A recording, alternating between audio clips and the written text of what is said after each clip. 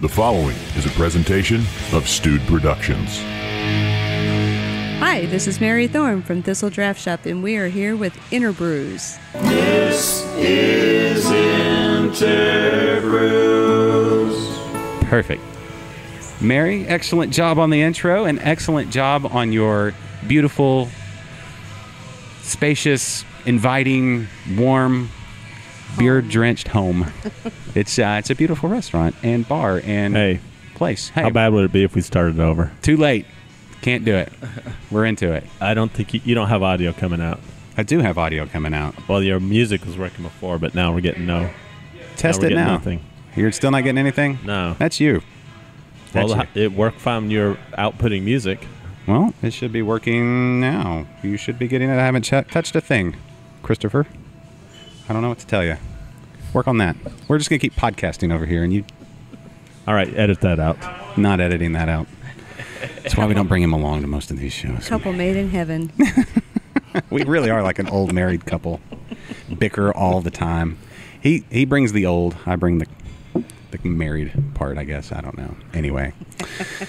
So that's how we stumble into the show. Huggy Bear's here. Hello. How are you, sir? Good. Good. Thanks for joining us. Yeah, thanks for having me. What are you doing today? Just out and about and you just stumbled in? Or? I took a half day and now I'm here. Yes, you are. And Jake, how you doing? Oh, fantastic. Good. Jake, son of Mary. That's she begot him, and they all begot this place. So now we're here. I guess. Squeezed him out. Yeah. Oh wow. like a juicy hop. Just like a. James, you know more about that whole hop let's thing. Just move Do you on. want to get into the science of that one? No comment. Well, I feel everybody's part of the family now. Yeah. No, in one way or another. All right. Mary, let's talk about how we got to this point, because this didn't just magically appear. This is a lot of hard work and determination and sweat and tears and beers. Yes. So what's the backstory on Thistle Draftshop? Wow. Where do you want to start? I don't know. Where should I start? Where were you born? I was born in Chicago, raised in El Paso. Now we're here. How's that? Okay.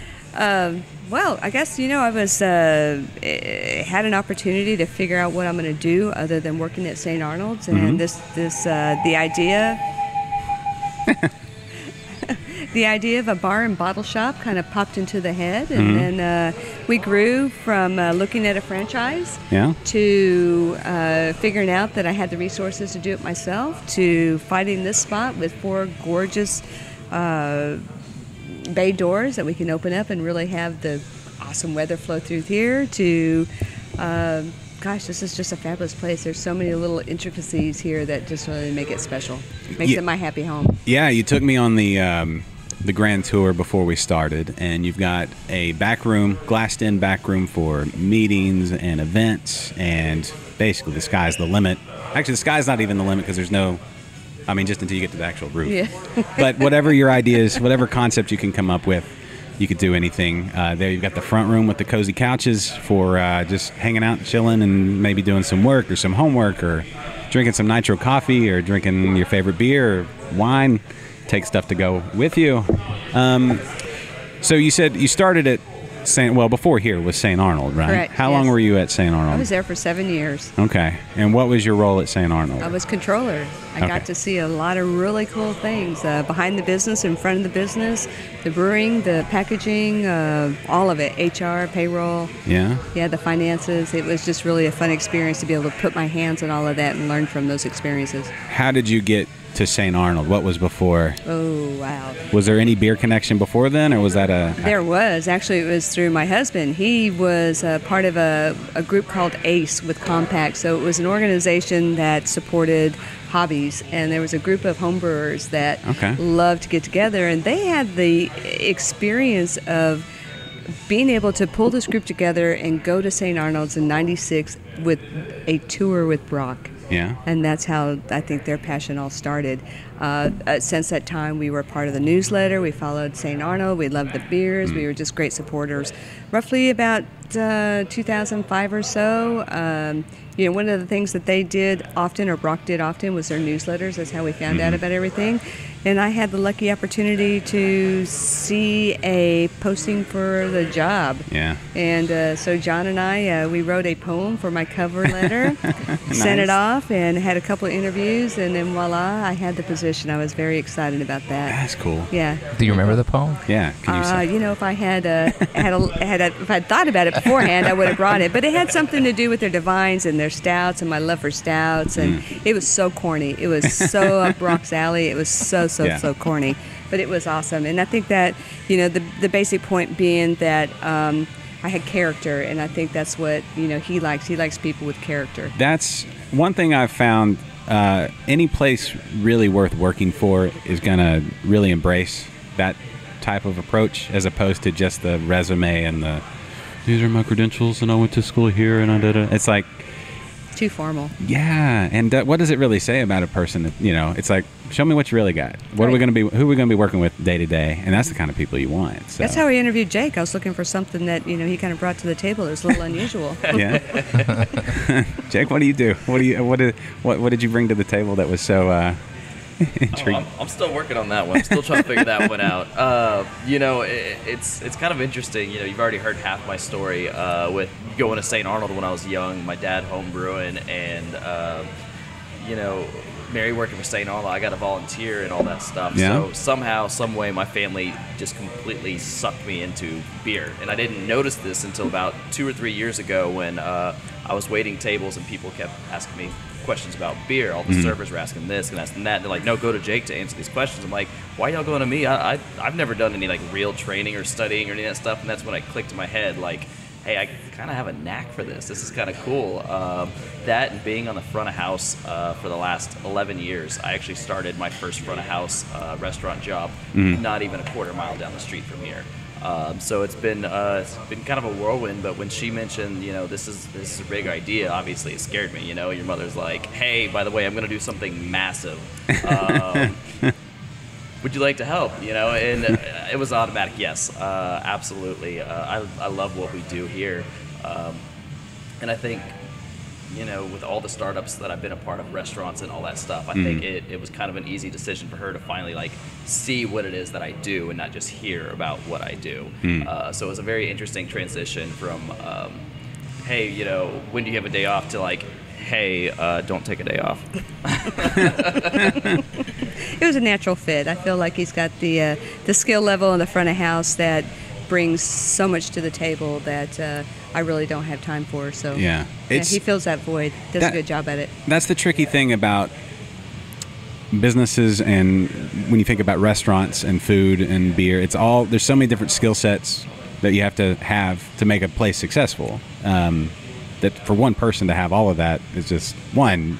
There's only you can't be in more than one place at one time. But two, it's just to deal with the business side of stuff, and then to deal with the restaurant side of things, and menu prep, and it's just so many different skill sets. So you really have to have good minds that work together. Yeah, the cue is putting the right people in the right place. Yeah. What is it? People on the right seat of the bus. Who was that? Good to Great. Who was that guy? Anybody read that book? No, nobody. Anybody? Nerd books. Nobody. I forget. Gary something. I'll leave it in the show notes. I've got it on the shelf. Obviously, it made a huge impact on me when I read the foreword and part of the back cover. And anyway, how old were you when they took you to the brewery for the first time? Jeez, 6 or 8, somewhere around there. I know we have photos from 1999. It was 2001, I believe it was. We were actually at St. Arnold's in front of the Bentley. Yeah. I had my kids and myself and my husband standing in front of that Bentley, all colored up and fun. So yeah, it was way back. Yeah. Maybe even 2000. Yeah, I took my oldest daughter when she wasn't even, I don't know that maybe 1, and at the old St. Arnold building. She's 11 now, and so it's from forever. Now it's okay, good local craft beer is going to be, and specifically St. Arnold. I mean, because that's what got me into craft beer. The leader. Yeah. So I don't know, man. Who knows what they'll be doing? Maybe it'll be too much beer. Maybe they'll be I don't want to hear anything about beer ever again once they get out of the house. But I don't know. I don't know. We'll see. But Respect. yeah, and know what it is and respect it and at least appreciate what it brings. So you've just not known anything else but good beer. Yeah. Well, that's funny. I drink way too much Lone Star for what I do. You rebel. Yeah, when you child. drink good beer all day, sometimes you just want to break from thinking about how good this beer is. So I'm like, I'm just gonna feel dirty for just a bit. Is that Crossing that Does that line. work?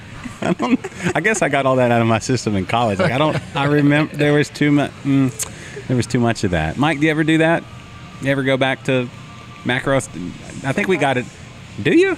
Sometimes. I think we got all. Sometimes. I feel like I got all that out of my. Okay, James, I got to ask you then. Do you ever dabble in mac? Do you ever just say, you know what, I need to remember what this tastes like? I don't actually. My first beer was a Coors. I think it was a Coors Light, and I did not like the taste. Yeah. It was the effect that was more memorable, but I hated it from the beginning. All those that kind of beer, so I just never, it just never connected to me. So, Yeah. So okay, all right, Huggy Bear, everybody, formerly of No Label, now with Southern Star, the mighty Southern Star.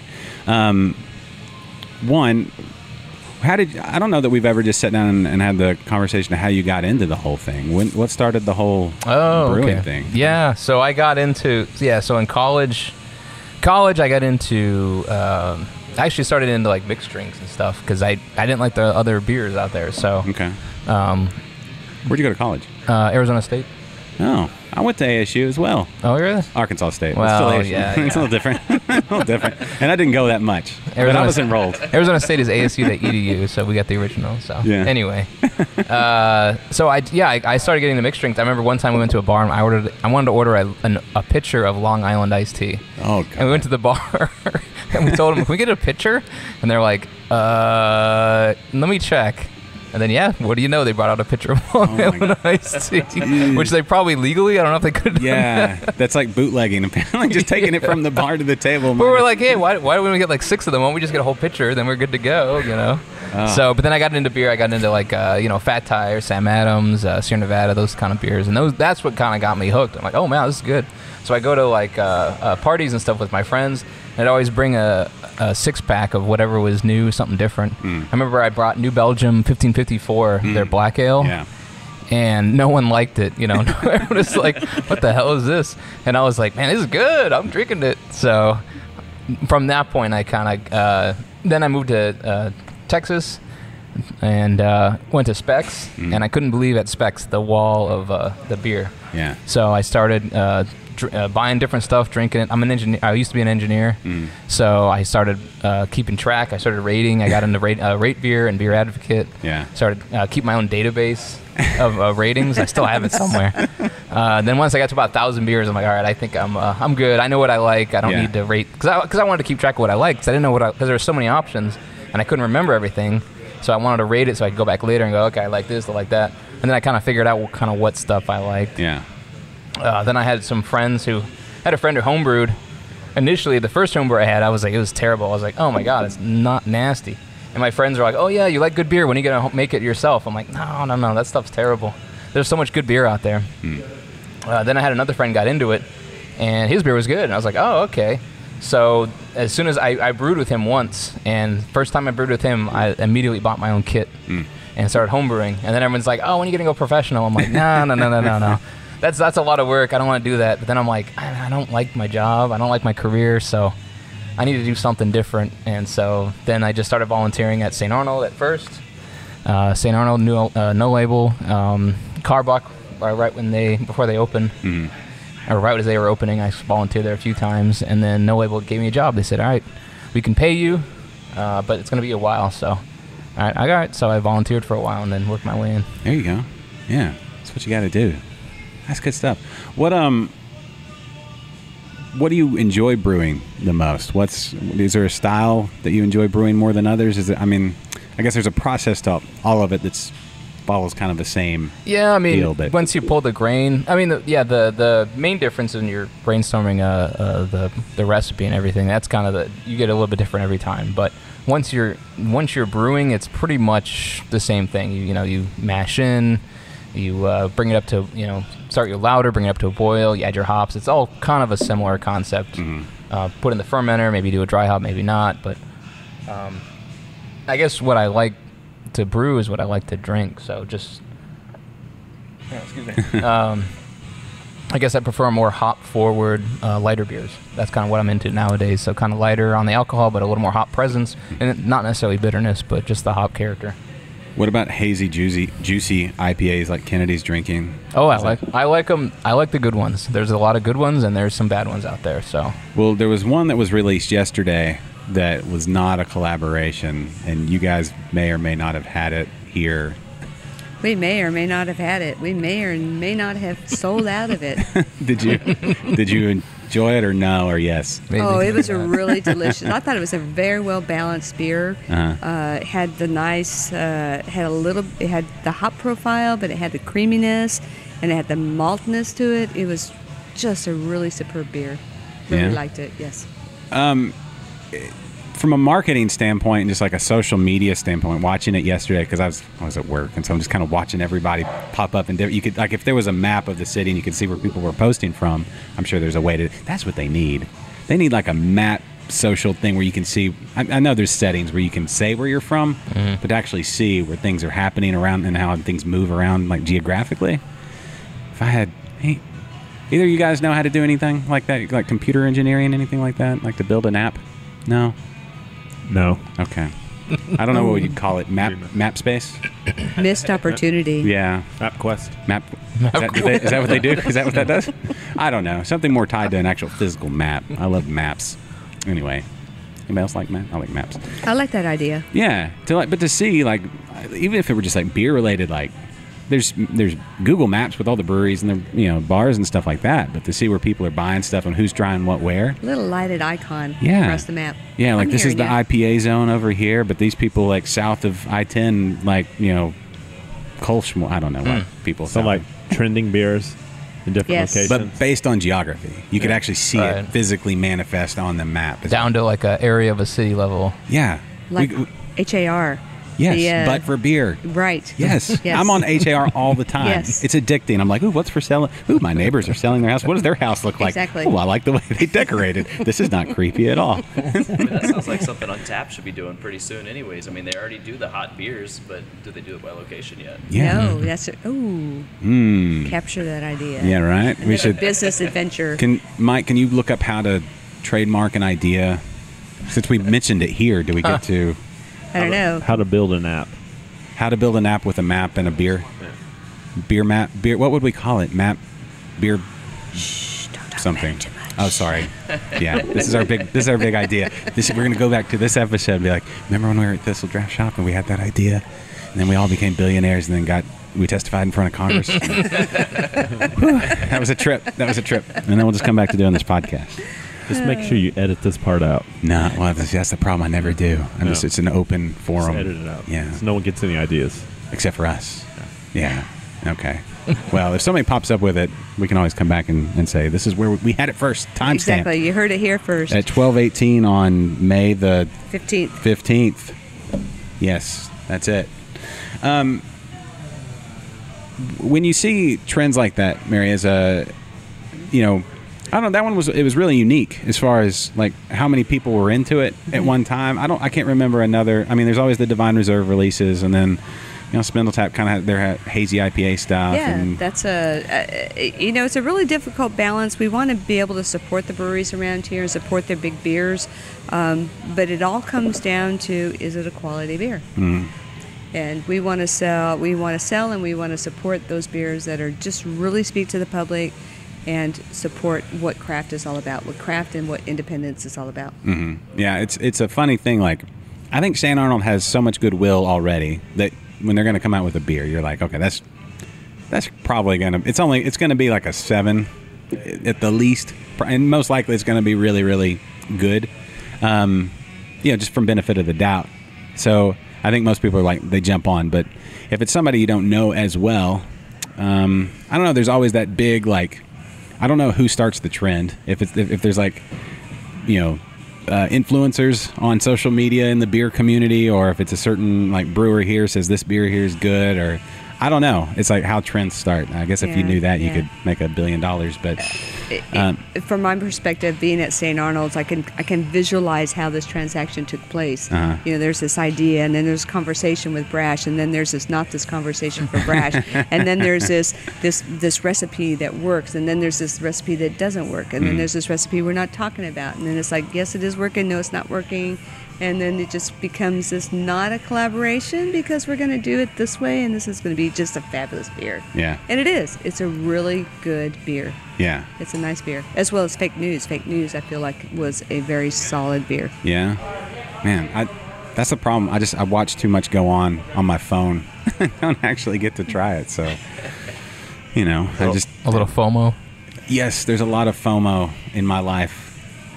But what are you gonna do? I don't know. I kind of have like a very it's a very low level principle. Where I'm like, I'm not gonna stand in line for a beer unless I happen to be in the place where that line is, and then I'll stand there. But like when I'm on my phone, that's when I take my stand. I wouldn't stand in line for that beer if I wasn't, because I'm at work and it's easy to say. Yeah. But if I weren't, I'd be doing it. So, did you get to try it yet? The not a collab? Yeah. No, I did not get to try that yet. Okay. Might be able to work out something for you. That might. Round table. That might be not sold a out collab. here. Not going to happen. If it were sold here, or if they had some, which they don't. Yeah, well, the problem is I had a problem with the tap last night, and it just kept opening up into my glass. So I had to really fight that tap closed. It's all leaking. There's only one way to. That's a common problem I hear. Yeah. We had lots of that problem last night. Yeah. It was a really good evening with that beer yesterday. A lot of people showed up to. Yeah, we had a for a Monday gentleman night, here for a Monday night. It's really awesome. We had a gentleman show up about 2:00 waiting for it to happen because I had posted Sunday night. I knew I was going to get it, and he was here about 2:00 waiting for it to happen, and it was not here yet. And about the time that it got here, of course, we had to go through our process of putting it in the system and making sure that we get it tapped and all those things. And he says, "I have to go. I'll be back in an hour," and I'm certain he was here. He was here. It's risky though. It's like in an hour, a lot of beer can be had in an hour. It's like you got to look around and see how many thirsty people there are. It's like. Fortunately for him, it was 3 and 4 o'clock. Not everybody got off work yet. Yes, So true. he was in the right place, right time. That's another part of it though. It's wild that was a Monday night of all nights of the week to pick a big release. But it's very brash of them to do. It's. Nice. Brash amazes me. Okay, we've had them on the show before, but the way I don't know that anybody else could do what they do as far as the way they market or don't market or however you want to call it, anti-marketing, I guess is what you'd call it. I don't know, but they make amazing beers. We're so lucky, James. We're so lucky. You guys make there's so many good beers in this area. I mean, both breweries, No Label and Southern Star, y'all make amazing beers. Yeah, and everyone's got their own identity, and as long as you stay true to that, you can succeed, because if you put out some identity, but then you don't stay true to it, you kind of sabotage yourself, and then you get fans that don't want to show up for your stuff because they don't connect with you necessarily, or they go, well, last time they did this or they said this, and I don't agree with that, so I'm not going to really support them. So as long as you stay true to yourself, I think that's the basic kind of thing. And they have great memories. They don't forget. Yeah. Oh, yeah. That's true. I mean, when you see somebody recall a beer, I think that used to be, I think the initial fear was that, if we have to recall a beer, that's going to say, we messed up. But to me, when I see that, I'm reassured. I'm like, okay, of course, that stuff happens. But you're not going to let it just go out there and, I don't know, it actually, I think that builds goodwill. Oh, yeah, definitely. I've seen that on the forums. Like, if something gets recalled and, as long as you do it right, and the brewery talks about it, and they say, this didn't meet our standards. We want to make sure that we put out good beer, and that you guys, we want to protect our name and protect our image, and make sure we only send out good stuff. And so I think that elevates the respect for that brewery when that happens. Take the scare out of it, so that it's being pulled because of the quality, not because there's something wrong with it. Right, yeah. It's like something that was out of our control. A mistake was made, and now we're going to fix it. Yeah. So because that's the thing is mistakes happen, but it's what happens when you after it happens. It's the how you correct it, how you make up for it kind of thing. Like with politicians, they always get in trouble more in trouble for the cover up than the initial. Right, exactly. Like, don't take the congressional approach to it. Take a brewer's approach to it and be upfront. Just man up, admit to it, and just deal with it. Yeah, because there's a certain threshold of like, let's say like you're brewing and somehow a finger gets cut off into the beer, right? There's a certain parts per million of body parts that you do or do not want in your beer, right? I think there's a legal definition. Yeah, it's like like a tip of a pinky, fine, but a whole pinky, not okay, right? It's like not just barrels. I mean, well, it depends on the batch as well and the person's pinky. There's a lot of factors involved. Yes, so. Like Andre the Giant his pinky's like that big. Did y'all see that documentary? His hands are so big. Yeah. So not that, but I don't know, like a smaller petite person with a dainty little pinky. That's probably fine. That's probably okay. Might even add to the beer. But then you're going to be like, how do you source more pinky? Then how do you recreate that experience? You need one-off. It's a one-off. Cannot be recreated. We can only do this 5 times, and each one's going to be a little different. Can't. Depending on what he ate for the day. Yes, yeah. Was there a little like wing sauce under that nail? Oh, there's a little spicy fried chicken. Yeah, you never know. You're just putting the blood in the blood orange. There you go. It's like made with real blood. That's the newest. Real blood, real oranges. It's like it'd be like a Goza, a little salty, probably. Yeah, that's that cider. Have you seen is the blood orange? It says contains blood, oranges, blood asterisk contains no actual blood. They do the crackberry and it says contains berries and crack asterisk contains no actual crack. Yeah. Oh, Bishop. Yeah. They make some good stuff too. They do. Yeah. That's a top seller in our ciders here. For you? Okay, so this neighborhood is we're in the spring Klein, Conroe-ish. Right? Is that what we consider? Not really Conroe. Yeah, more spring Klein, a little bit of woodlands. A little dabble of woodland, little dash of woodlands. How do you... a little bit of tomball. Little tomball, yeah, a little sprinkling of tomball here and there. How has the neighborhood embraced you guys so far? Has it been It's been very positive. Yeah? We have a lot of regulars. We have people that come in here and say they're within walking distance of here. It's like, oh my gosh, that's really awesome. I'd love to be within walking distance here. We're a little bit away. We're 3 miles away from here, but not bad. I think we've been embraced really well. I think the atmosphere and what we bring to the table helps that. Our food is fabulous. Yeah. Ernesto's doing a really good job at that. And I think just being unique, a little bit different than the chains that we have around here is also helpful. Okay. A big thing on that one too is that we bring this level of beer and food all together with leaving the pretentiously behind. I think if we were to have a hoity-toity, pretentious kind of feel like you can get with some more inner loops bars, I don't think that would really mesh with this culture over here. Yeah. And I think one of the awesome things that I really enjoy is when I have people come in here multiple times and they say they're coming here because they know they can talk to whoever's on the left of them and they can talk to whoever's on the right of them because everybody sitting at the bar top is here to have a good time. It's not just like a, hey, hide in my corner. It's a very open, inviting atmosphere, and I don't think we'd be successful if, that wasn't here. Yeah. That's cool. And another note as well is we've hired some people here that really know their beer knowledge and they know customer service, and I think that they bring that little element to the person that makes a huge difference, big difference. That's cool. Yeah, it's the key. I mean, it really is. To have all these excellent beers and all this great food available, but you got to be able to communicate it, and wherever those people are. Like some people walk in, they're like, I don't know what I like as far as beer goes. It's like, what do you normally drink? They're like, I don't know, just whatever. Not the way to do it. Yeah. And then that always is, I guess you just have to like hold those people's hands every once in a while because they're like, yeah, I tried this beer and I hated it. It's like, well, what was it? It's like, it's like a double dry hop, whatever, super duper IPA. And like, do you like IPAs? No, not really. It's like, well, all right, well, let's try something else, and so that's good. Let's talk food a little bit. Sure. When you put your menu together, and when you you were giving me the tour, you were saying it didn't necessarily start out that you were going to do a kitchen, and then you decided, hey, that's not a bad idea. Let's add that to it. So So the idea behind the kitchen is how do we have this space and just tell people we don't have food? It's like, yeah, no, we want to keep our people here. So the decision to have a kitchen was really easy.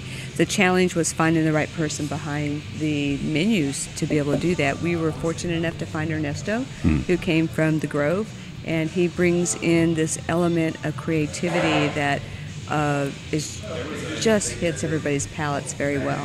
He just, I can't speak highly enough of him. He's doing a fabulous job here. Yeah, we really, really lucked out with him. It was, I mean, even from the very first time we met him, I mean, he just meshed with our personalities. He's definitely part of the family, and to have that much creativity behind it, I mean, there's no way we could hope for anything better than what we got out of Ernesto. Right, yeah.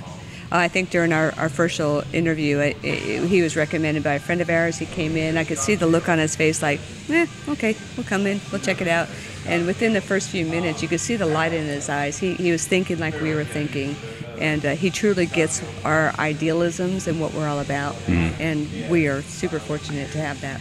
That's cool. Now, when y'all were putting the menu together, was it just kind of let him go? Did you have an idea you wanted to approach, kind of a philosophy you wanted to approach beforehand, or how did the menu come about? We had a menu prior to him coming, and then that all went out the window. Yeah. He has such creativity. He kind of really honed in on, he worked at the Grove before he came here. So he honed in on some specifics that come from downtown and those flavor profiles. So we're able to capture, even in the idealism of the beer and the place of where we're at, we can bring in a little bit of downtown Houston and create that here in Spring. So we have some small bites, we have this flavor profile that really works, and we have some creativity that he brings into it. It's I'm not doing justice to describing what he can do for us. Okay, well, we'll grab a menu here in just a second. Mike, you have to scoot? All right, good job setting everything up. Yeah, Mike has to go. Kenny has to go to the restroom. I'm assuming they're just all abandoning us. This is if y'all want to talk about them, then now's the time. Now's the time? Yeah. He's tall. He is tall, right? Kennedy is very smart and does a very good job with the video side for Liquid Lunch and when he jumps on here. But it's all he thinks about. And it's like sometimes you're like, dude, just chill. Let's just have a beer and enjoy doing the show. Relax. And that's where we clash, where I'm super laid back and it's like, we'll be there maybe 10 minutes. When I say 10, it's 20 minutes late. It's fine. It's just a podcast, which is what I love about podcasts. You just kind of get to sit down and talk, right? I like it, but he's very regimented and, whatever. So that's where we clash. That's where we become the old couple bickering about everything. That's what makes it InterBrews. Oh, so complimentary too. So yes. you can have the laid back part. He can have the the detail-oriented part. Yes, and that's where. And then Mike is the hard worker, where he jumps in. He's a volunteer firefighter. He was in the military. The guy just works. He's he doesn't get home till after midnight, but he's up every morning like 6, and he's running and working. And so anyway, He's an idol. Yeah, something like that. Yeah, he's. So anyway, it makes it work. I don't know. I think I'm so laid back when I have to do these shows on my own. I'm like, well, am I really feeling it today? No, I am. But we'll do it a minimal. We'll just set up 2 mics in a corner, and because that's the art. But anyway, sometimes those are the best interviews. Yeah, sometimes. Yeah, that's I don't know. I'm lucky that I get to be around so many good people. That's the best thing. Like with you guys. I mean, we've. James, you've been on the show before, but this is the first time you guys have been on, but I feel like I knew you already. We correspond on Facebook and stuff a lot. Yes. And which is really cool, because I like when, this is the first time we met face to face, but it's a cool thing. Like, I feel like, I'm like, I like her. I know that going in. Yeah. That's great. You already know me. Yeah, this will be fun.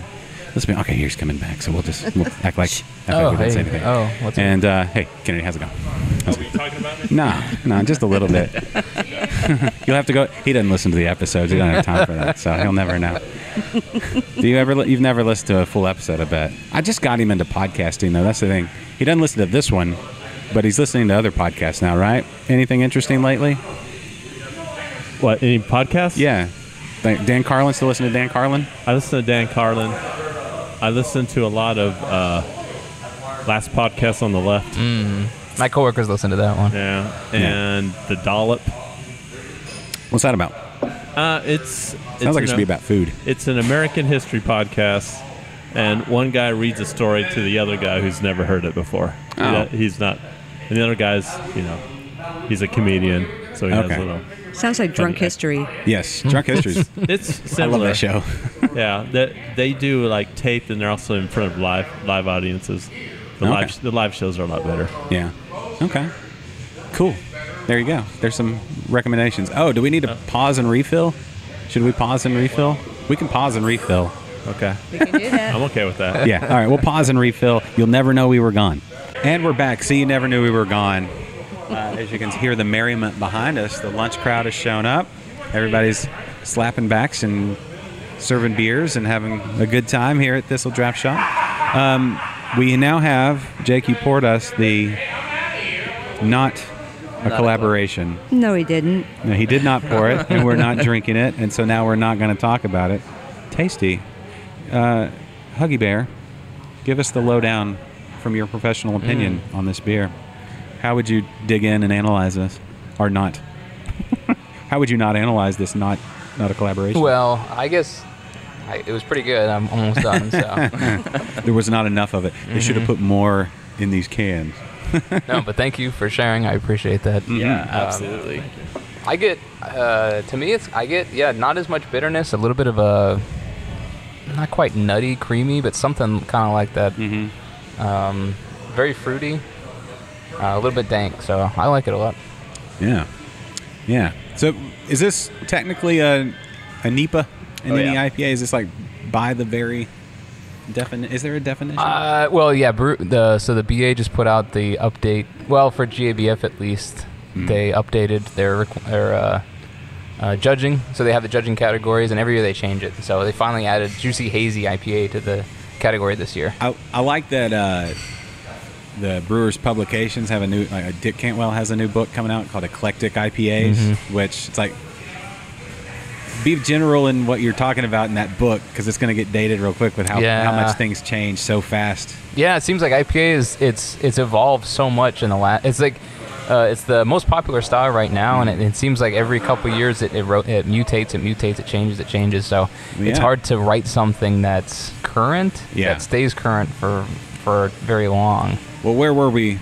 Think like 6 years ago, you had basically English IPAs and American IPAs, and then like the West Coast kind of spun off, and we had like the whole white IPA and black IPA, and now we're into this. I'm sure there was other IPAs that, Third Coast and fruited and delicious session IPAs. Is that still? Do people still? I just call those pale ales. Right? Is that kinda? Yeah. Is that still? I think it's a little different. I think a pale ale is going to be more malty, and I think a session IPA is going to be drier and a little more bitter, but still have lower alcohol, very drinkable. So you kind of get a little bit different flavor kind of character of it, in my opinion. Yeah. Okay. Well, we'll take it because you're the professional. Okay. I just get paid for it. That's all. That's all that means, is I get paid to do what I do. But it doesn't mean anything else. All right, Mary, I have a menu in front of me. Yes. Let's talk about some of your food. Do you have a favorite thing on the menus? Oh my gosh, I tend to lean towards the tuna tartare. That is just nice and easy and simple and tasteful and fabulous. Chit chat on it. Sounds like that would be a good one for like just a summer. Like what would you pair with ahi tuna tartare? I think with fish, usually you want to go with something light, like a Berliner, maybe acidic, or they got mango served with it, so some fruity. Yeah, just something that won't overpower it, because it's going to be a delicate kind of flavor. So you want to go with a light lager or light pale ale session IPA, something like that would probably pair it pretty well. Okay. Something fruity to go with the fruit. Nice. Jake, do you have a favorite dish on the menu? Can you pick? Yeah, absolutely. I mean, like, hands down, the fried oyster po bao, without a doubt, is my favorite. So it used to be the grilled cheese. I mean, 100%. You get a slice of green tomato with goat cheese. I mean, that's my language. I love it. It really breaks it up and kind of makes it more than just a sandwich. But the fried oyster po bao is, without a doubt, one of the best baos I've had in my life. And I can't even explain the way the oysters and the remoulade really just kind of come through on the steam bun. I think the one Korean, this may come as a shock to y'all, but growing up in Arkansas, there was not a lot of Korean cuisine to be had. Back in the 90s, not a lot. Over the last few years, it's one of my favorite things that I've discovered, so, and then like the fusion with kind of the, Louisiana Cajun kind of, I don't know, where they mesh up, it works really well. So, yeah, that sounds kimchi remoulade. That's fun to say. Kimchi remoulade. What would you pair with that, Huggy Bear? Kimchi. I don't even know where to start. Kimchi, a little tart, but spicy, right? So it has a little bite. I would think something malty, maybe. Yeah. What do you guys think? Like IPA was the first thing I was. IPA? Yeah, something easy, something kind of citrusy that kind of cuts up that spice. I think that spice is just absolutely crucial when you have an IPA that's just teetering on that juicy side. Really kind of break it up and create like a whole sensation with both of them instead of one or the other. And I think spice does a fantastic job for big hoppy IPAs or super heavy molassesy oily stouts. Right, yeah. So contrast or complement kind of thing. Exactly. I don't know about oily stout. That's not a positive term. Oh, I love that term. That's one of my favorite type of stouts. I mean, like, are we hitting like 13%? It leaves like that residue. You feel like you're actually getting somewhere. Yeah. Actually, Port Brewing does that old viscosity beer. Like Elevation Brewing's Oil Man. Absolutely Oil one of my Man. favorite stouts, and it's exactly what it looks. I mean, you pour it out, you're like, that looks like dirty motor oil. It's delicious. Yum. Kenny, did you get to look at the menu yet? I did. Anything that stuck out to you? Yeah. Talk into the mic. So the octopus tostada looked pretty interesting. Ooh, yeah. Tell me about that, or us. Tell the collective audience. What a surprise. The only time I've had octopus, it was chewy. It was just unpleasing. It was just no, I didn't really want to do that. And then he served me this octopus tostada. Oh my gosh, it's a melt in your mouth. Yeah? It is really good. The tenderness of the octopus paired with the what does he put on there, Jake? It says avocado, so you got creamy avocado, radish. It's a really well balanced, cilantro. Nice light. Serrano, little spice it's from served Serrano. cold too, Yeah. which It is is kind of served a cold. big thing. It's Campechana very style. refreshing, and it really fits the model for having small bites, so you can fit all this room for the beer. Although we do a fantastic steak dinner, it's great, but there's only so many beers you can have after a salad, potatoes, and a 12-ounce steak. So this is that kind of like, hey, after work, I don't know. have a little bit. I don't know if there's only so many. But I'll go on with your theory. I got a tiny little Challenge stomach. Tiny little stomach. I love steak. Yeah, Man, it was a nice surprise. pork belly tacos. Delicious. We Yeah, get a lot Thai of chili orders of those. guacamole. Chicharrones. Yeah. Nice. Classic burger. Can never go wrong. Blue cheese on the habanero bacon. Yes. Just give me a big plate of that. You put that on the grilled cheese with the side of tomato soup. Yeah. Oh, that It's tomato comfort soup is- food. Yeah. That is my favorite tomato soup I've ever had. like- Though they do a lot of carrots and other stuff in it, so it's very well rounded, not just a jar of tomato paste inside of a bucket. Yeah. Yeah, I want it to rain so I can come in on a day like that and have that. There you go. That's what I want. Can You I don't have say? to have rain for that. Can I say my favorite on your beer or your food menu right now? Yeah. The pretzel knots with the Red Dragon beer cheese. That beer cheese, I would like you guys to make a beer cheese soup out of that. Like, I just want to eat that over and over and over. That to me is amazing. Sure, we could talk about something, maybe like a broccoli beer cheese soup. Yes. We can always talk about it. Please. Challenge accepted. What is Red Dragon beer cheese? What is that? So it's a English mustard cheese is Red Dragon. Okay. So it's got a little bit of that depth to it. We actually use Odell Rupture in it. So we use something it's still got a fair bit of hops in it, but it's much more used to kind of break into that big, heavy, meaty part of the Red Dragon beer cheese. So I mean, it's just a very well-rounded, creamy beer cheese. A lot of people kind of, I think, make their beer cheese a little too thick, and this just has that nice consistency where you can pour it on anything. Hence the soup.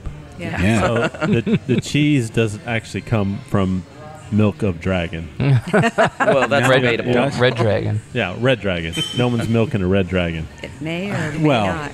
Yeah, you gotta have a delicate hand for that. Yeah. That. And you gotta be like ninja. Yeah. You gotta get in there and you gotta get out. Yeah. But then you got to make sure that they milk the dragon in a, ethical way, right? They don't. Sometimes you have like these farm dragon, Caged. Yeah, you want free range dragons. Free range dragons, which that poses all kinds of issues there. So it's a delicacy you for can't sure. Cage dragons if Game of Thrones has taught us anything. Yeah. This reminds me of your podcast with Dave Fougeron that went about 2 hours. Mm-hmm. Yeah, it just kind of just went on. It never didn't end. Which one? Yeah, I was gonna say. Anytime One of Dave's the first involved, ones, yeah. it goes on and on and on. Last episode when we did our roundtable out at that would have been. When Kennedy came across a box of beers that we. Yeah, you know what? That was a good episode. Yeah, so you'd have to listen to Liquid Lunch to get that full story. He did the right thing. He did the right thing He in the did. end. In the end, That's what matters. Is Yeah. Everything in the end. It all works out. I see here Houston Dairy Made cheese selection, Yes. which I think is great because one, I love cheese. Who doesn't love cheese? Is there anything that pairs better than beer and cheese? Nope. Chocolate maybe. Or but beer. We don't have Houston chocolate or Chocolate Maids? Yeah, You don't have the we Chocolate don't. Maids? No, we do not. They do really good work, and just the fact that just to come get some cheese and some beer and just try different Yeah. combinations and stuff. That was an important partnership, both for myself and Chef. They have such great things going on. We believe in what they're doing. We just really wanted to partner with them and highlight their cheeses. Yeah, they do good. I want to get them on the podcast. That's a side note for me. Yeah. I've always tried to figure out how you could do an hour without just all the whole time. Pair it with beer. That's all it would be. Like, this is what, and then the whole time. I'm still trying to. I'm sure we can talk cheese and beer for a very long time, Yes. but I would be. I think we could talk just cheese for a very long time. Yeah, that's the thing. Like when you talk about the craft beer approach now, I mean, like that. When you discover craft beer, then you're like, oh wait, what other like the same approach to beer? If you approach, well, okay, here's cider. Okay, that's an easy offshoot. Well, wine. Okay, so there's differences in like the kind of macro mass-produced wine and then like fine, whatever, and then other beverages. But then you start getting into food, like, and then you're like cheese. That's a whole, like, I've bought books on cheese and I still don't, I've only scratched the surface. I don't know that much about it. I want to know more. Yeah. Yeah, cheese and good bread. We're not going back to the Wonder Bread and the craft singles kind of thing. So people Cheese, want food. good food, good beer. Yeah, that's craft with a C that I'm talking about. Exactly. Not, Sorry, not the craft with a K. Yeah. Artisan Yeah, cheese, I guess, artisan is cheeses, probably a more appropriate approach. But man, that's a beautiful thing that y'all have that, Yeah. and just man, I just want to try everything. I'm gonna put this down. I'm gonna be too distracted. I was glad y'all were talking. I'm like, ooh, I want that, and I want that, and I want Yeah. that. Fermentation is a beautiful thing. Oh, Yeah, it's fermentation. There you go. And with bread too. Have you seen the documentary Cooked on Netflix? I've watched it like 4 times because it's like I want to find a bread maker that does all fermented breads and mixed culture breads and all that kind of stuff.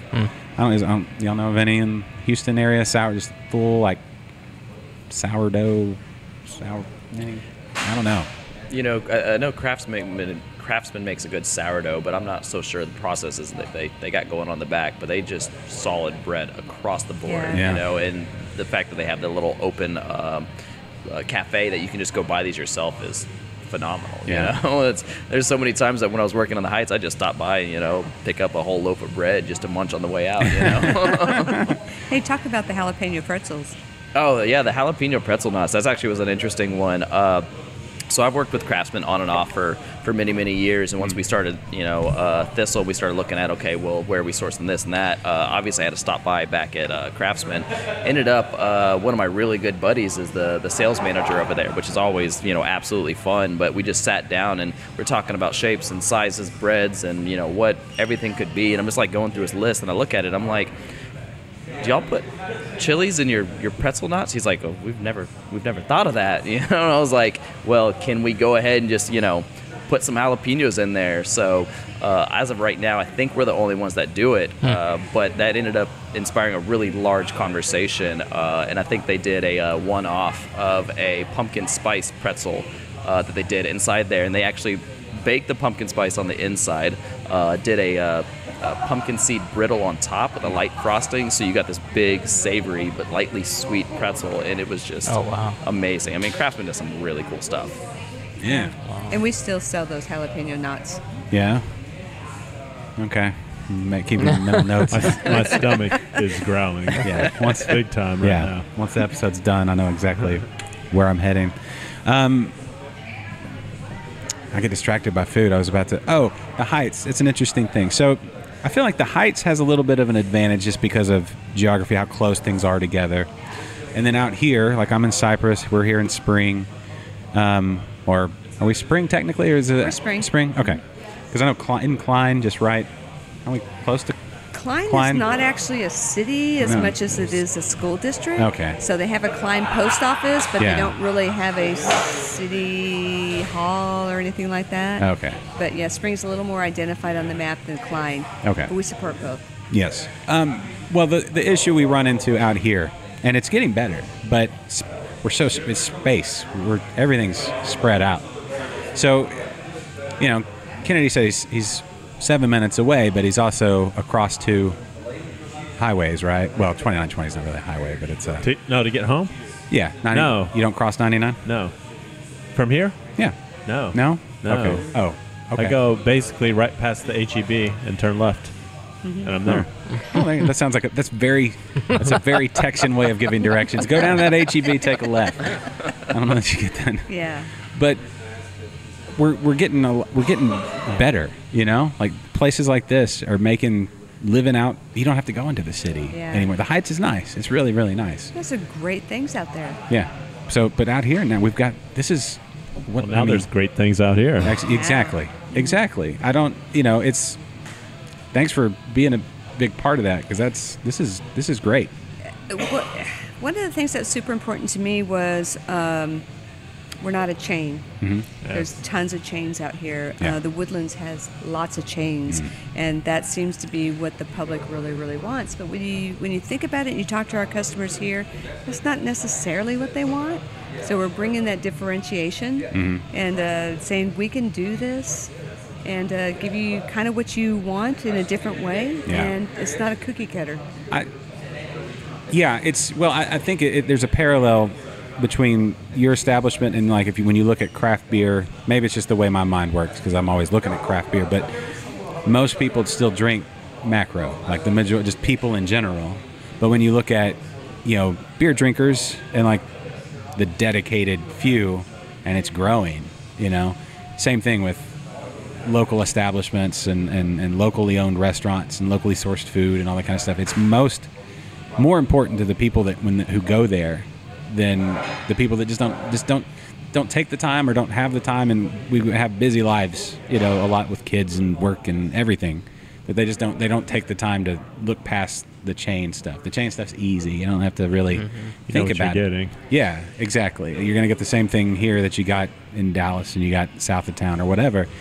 But the really special places and moments and meals are like that can be your spot. Right. No, I don't know. I think there's more people becoming more aware of it. Like Food Network, they don't have a chains and chains. It's diners, drive-ins, and dives and special one-off places. Exactly. Is a show because that's I don't know why. I don't know what it is about watching that guy stuff his face full Curiosity. Yeah. What? What? Here's your cheeses. Your dairy thanks. Thank you. This is Ernesto. Hey, Ernesto. Hi, Ernesto. Hey. Hey, how are you? Hey. Great, thank you. So Ernesto is our key person to work with Dairy Maids and come up with these cheeses, and thought you might like to have a little bit of a taste here. I do. Kennedy, too bad you're on that side of the table. We'll get you some plates and whatever. All I have to say is I don't work today. Nice. I can eat cheese all day long. There you go. So, Mary, is that why you chose Spring to come to? Because you you realized that there's a lot of chains here and you can be a standout and do your own thing? No, actually, I was fortunate enough to live out here. Oh, okay. So we're very, very close to the house. We live within 3 miles, which is really awesome. And I think that, for what's the word I'm looking for? We're always looking for really fun ideas and things that kind of happen. And knowing that we didn't have a craft beer spot like this that wasn't commercial or wasn't a chain or whatever, was something that's always been on our minds. Did I ever think that I was going to open a business? No, I did not. It just kind of happened very organically. Very happy to do it, to bring a little bit of different element than what everybody else is doing was super important to me. And then, we also touched upon craft. One of the things that was super, super ultimate important to me is we sell craft beer and we sell independent craft beer. And that is a stance I had to take. That was an important factor in what the business plan was. And so that goes back to making the decision, was I going to sell Carbach or was I not going to sell Carbach? And Carbach makes some really fabulous beers, and they've been in here, and I'd love to sell them, but my business model is about independence, and that's what we're doing. Yeah. We're going to do that. Yeah, I've had that conversation a bunch. It's like, why don't you drink that? I'm like, it just is not. I support my friends, support the local stuff. It's fine. And there's nothing wrong with either direction. Yeah. It's just the business model that I chose to do. Yeah. And people take those personal choices. They want to buy it. They want to drink it. That's cool. Yeah. I'm okay with that. Yeah. No hate. Just, This industry is very collaborative, very fun, very giving, helpful, friendly, kind, courteous, all those little scout things that we know. That it's a whole different entity, and I'm very proud to be a part of the craft beer world for those reasons. Yeah. Yeah. All right. Exactly. Like a podcast hype man over there. Let's. What is on the cheese plate? Jake, can you describe it? Yeah, absolutely. So this one right here, it's a nice soft cheese. It's called June's Joy. Okay. So it's a very light, peppery, easy cheese. A little bit of sweetness in it. We pair it with some honey. Just all around. This one is probably my favorite cheese that we've had in here. You can put it on just about anything, and that lightly sweet just kind of brings depth to it. This is Kunick. It is a triple cream. We used a black garlic smear with it, or puree. In all honesty, you can't go wrong with black garlic, but it's exactly what you think. It's a very creamy, very easygoing cheese, washed rind, straightforward. And if you haven't tried black garlic, you're missing out. Yeah. It's really awesome. Yeah. Okay. And then here we have Bay Blue, blue cheese. Once again, it's straightforward. For a blue cheese, I don't find it to be over blue would be a good way to put it. Yeah. It's not pungent in the fact that you have to be a blue cheese lover to really get into it. But it definitely helps because it's a really good one, and we put a little bit of hazelnuts with it. Yeah. Kind of break up the monotony. Well, it goes well. Just a little bit I stole real quick. There'll be more. Yeah, while y'all were talking, I was like, but that's good stuff. We heard the crunch. Yeah, you can. That's. Put a plate like that in front of me and just and I'll just get in my own head and just be like, to me that's fun. At one time we did a beer and cheese pairing. This is early on. I was trying to pair the cheeses with the beers and kind of come up with a flight that made sense. I must have gone through 10 different beers or more, and at least 2 plates of cheeses just to kind of decide what that tasted like. Yeah, that sounds to me like a perfect day. Exactly. It was a really good evening. Wow. Nice. And I did it with wines as well the same evening. Yeah. Oh. Did you take notes, and did they get needed a driver. That's awesome. Well, okay, let's talk real quick about your you've got events coming up and continually going on. You've got the Southern Star French Supper. French Supper. What goes into that? Ooh. Jake, do you remember the menu? So basically, Ernesto and Omar had gotten together. We had all gotten together, but they're speaking the same kind of cook French language. Yeah.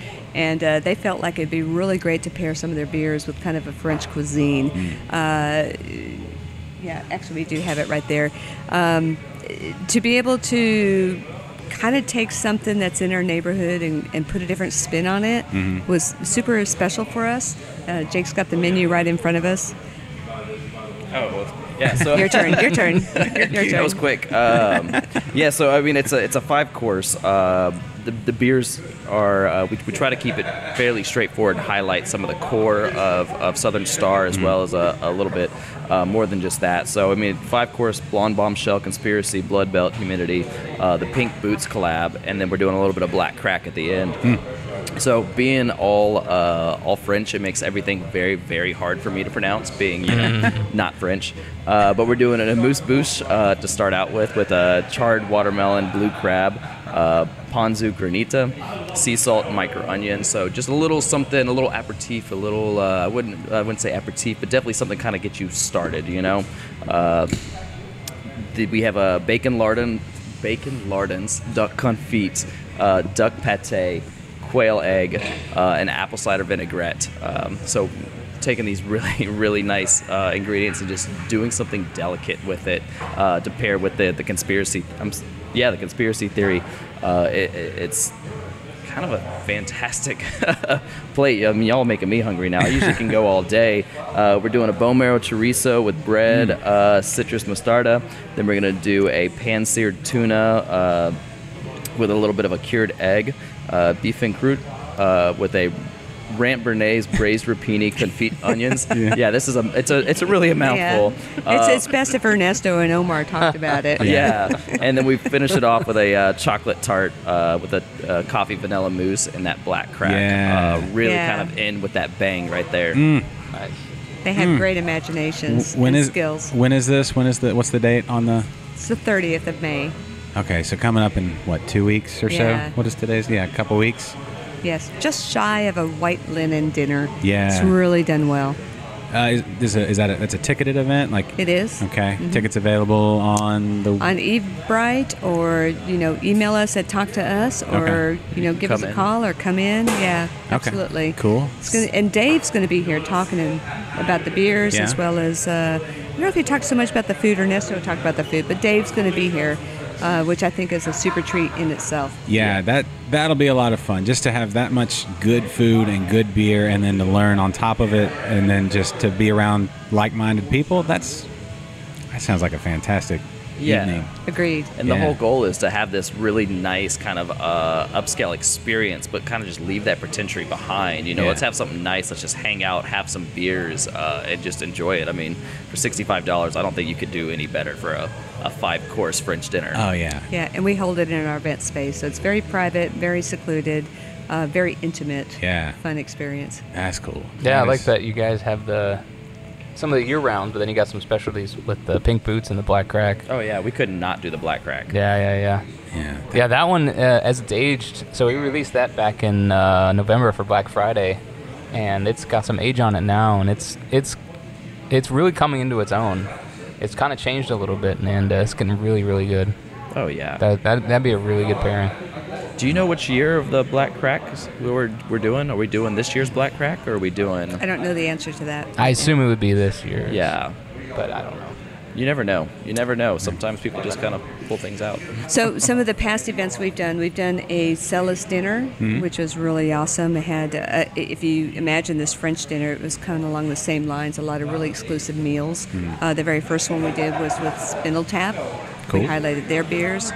We have one in June, which will be a Lone Pint dinner, little Korean, or what we decided, kind of an Asian. We're still kind of tossing around. Yeah, we're talking about some Korean barbecue ideas, as well as a little bit of curry. It's kind of was all over the place between Vietnamese, Japanese, Korean, and basically Indian. the East. Yeah, kind of highlight the East, because the beers for Lone Pint, I think, really accentuate more than just the Korean style. So we're gonna work with that. That'll be mid-June, so we got some time for that. And then, directly after that, Brooklyn. We're gonna do something with Brooklyn. Don't have a menu for that, but we're going there. We're going there. That's the one I'm really excited about. They're gonna pull out a 2014 barley wine for us, or at least we're talking about it, which would be pretty awesome, as well as a few other specialties. So Brooklyn really is bringing their A game on the beer on this one, and that is just absolutely exciting. And their whole legacy is built on beer and food pairing. Like, Garrett Oliver, he wrote the book. Literally, the Brewmaster's Table is probably the best beer food book. Like, get into that book if you want to get into beer and food pairings and exactly. That's a great one. Yeah, you said they're bringing some ghost bottles out too, right? Oh yeah. At least That's that's the goal. I don't have them in hand, so I don't Okay, like talking okay. about things I don't have in hand. But that's one of my absolute favorite ones. Just seeing that stuff that you can't really find. That little extra oomph. And then you're also, this was crazy when I saw this, you're giving away bunches of brunches. Was it like how the brunch giveaway? Is it Yeah. what made you, that it's awesome. That's like the best giveaway, like cars fine. All the brunches? Yes, sign me up. Yeah. We'd like to give back to our people and our guests and want to see things highlighted. Our brunches is something very new to us. We're doing them on Sunday. We would like to expand those to Saturdays. We'll see how that goes. But, basically, how do we get the attention of the community and really kind of give back? And that's the direction we want to go. Cool. Very cool. All right. Well, we're a little over an hour, and we've got food in front of us. So I think this will be a good wrap for this episode so we can stuff our faces. Nice. Sounds great. Yes. So we will wrap here. For Mary and Jake, Huggy Bear, TD Mike, who left a long time ago, and Kennedy, who's talking to our buddy Shane over there. Thank you guys for being on the show. Thanks, Josh. Thank This you. has been a you. lot of fun. We got to do this again. Sounds good. What are y'all doing tomorrow? I'm ready. I got Waiting more for to you to talk come. about. Yeah. All right. Well, thanks everybody for listening to this episode of InterBrews. We will see you next time. This is InterBrews. The preceding